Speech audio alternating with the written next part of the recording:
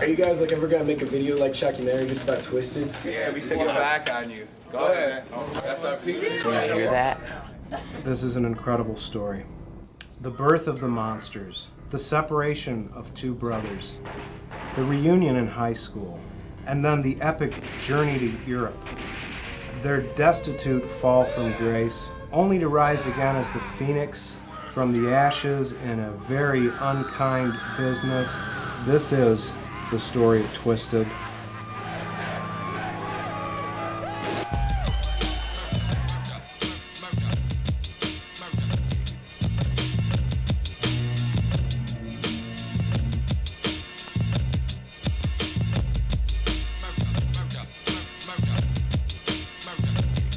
Detroit Rock City, Motor City, Motown's hometown.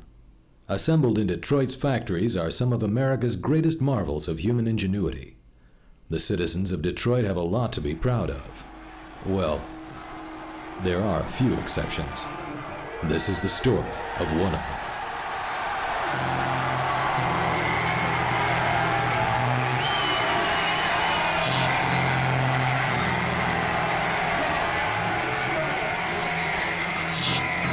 Watch as they change and mutate into a freak show. Twisted serial killer juggalos. Watch as they change and mutate into a freak show. Twisted serial killer juggalos. Murder, mystery, mayhem, monsters. From their humble beginnings to their status as underground superstars of rap music, Jamie Matrox, Monoxide Child, two young men who were born twisted. Those were the ugliest children that I have ever laid my eyes on. I thought I was hallucinating from the drugs I took in college. Coming up, the birth of the monsters. When Beyond the Freak Show, Born Twiztid continues. Oh, yeah. Hi, we're the Insane Clown Posse. And that's Twiztid. Don't worry, you won't be seeing any of our music videos on this channel. Our music is underground, way deep underground. You won't be hearing us on any radio stations either. Our music is only for a select few. We call them juggalos. You fear juggalos. We live, breathe, and die for juggalos. Their wish is our command. And our wish is their command. So we bought and paid for this time just to say two things.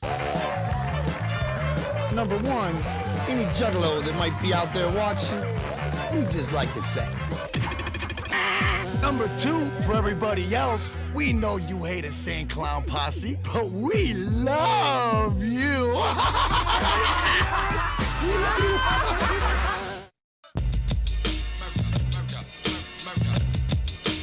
It all began one dark and stormy Halloween night on October 31st, 1974. A night infamously regarded in Detroit as Devil's Night. The doctor who delivered the boys recalls a difficult birth. That was one of the grimmest nights that I've had. I couldn't believe it. The father prancing around like he's proud of what he's produced. Dad took some home movies apparently of the birth, their real father, and I saw some of the footage, and it's just unspeakable horror. It looks like it come from outer space, and one would have been bad enough, but no, she had to exceed human limits and have two of those little beasts. I didn't even notice Monoxide slipping out the butt.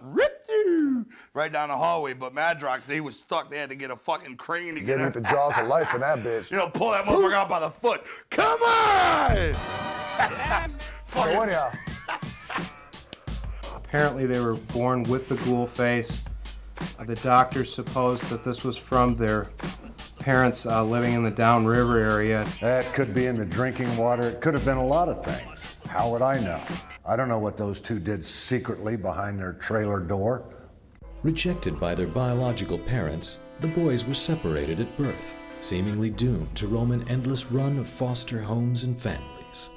Yet despite the rough start, fortune seemed to shine on the boys at an early age, as both children were quickly adopted by nurturing families.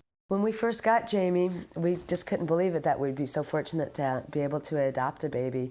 And we didn't really care that, like his problem that he has or whatever. He was special anyway. I mean, when I was growing up, my younger brother was a retard. Jamie Madrox grew up in a more nurturing environment, a blue-collar family. His father worked at Ford's.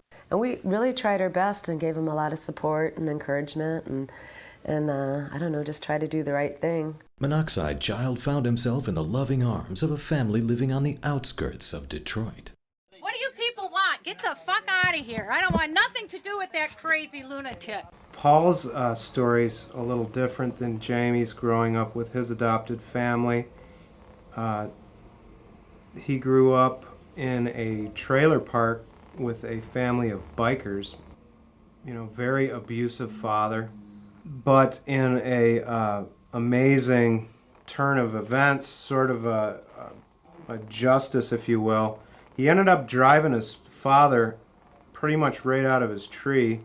He killed my husband. He gave him a heart attack with all the shit he pulled, constantly in trouble with the police, constantly in trouble at school, starting shit with everybody, axing everything up he could get his hands on, starting fires in my own home. When I took him in, when I loved him, when who else would love him?